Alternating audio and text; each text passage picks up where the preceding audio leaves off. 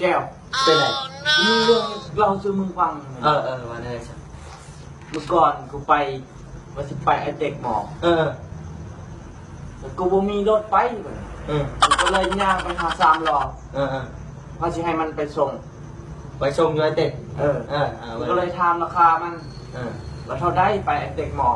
มันก็ว่า30,000หัวกับไปเราแล้วไอ้30,000ที่แพงใช่ไหมไปส่งคนเลยไปหอดกูก็เลยเอาลายลงหมดเลยกูจกเงินในมัน15,000แล้วมันก็ทำมาใช่ไหม30เอาให้มัน15เอาคือว่านั่นก็มันก็ไปน้ำกูเนาะก็ทำเครื่องว่าโอ้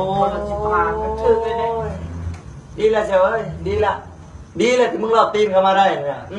นั่นนั่นแหละเอาไปนี่มันจะไปชื่อเกิบกับเชื่อ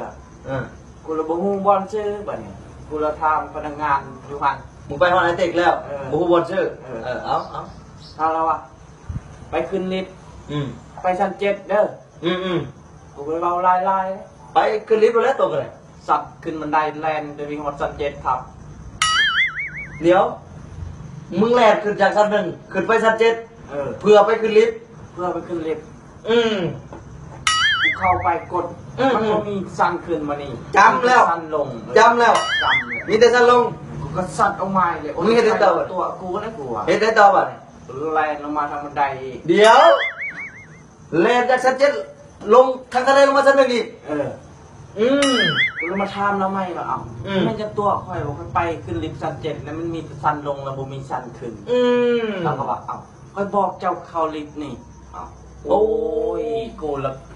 โง่มึงยังไปถามเขาอยู่มันบอกกูอายแห้งตอนนั้นกูแบบโอ้ยห้องน้ำอยู่ใช่ลาพัซีไปนี่กูก็เฮ็ดไปเข้าห้องน้ำก็หนีออกมาเลยอันมึงรอดตีนเข้ามาจาก3 ล้อกับพ่อแห้งนะเมื่อไหร่มึงใช้เงินกูเงินมึงยืมยืมไปกูก็ใส่เมื่อแต่เมื่อนั้นใช่ไม่ใช่บุญได้เลยนี่นะกูไม่ได้ใส่มึงกูยืมไปใส่เนี่ยเนาะโอ้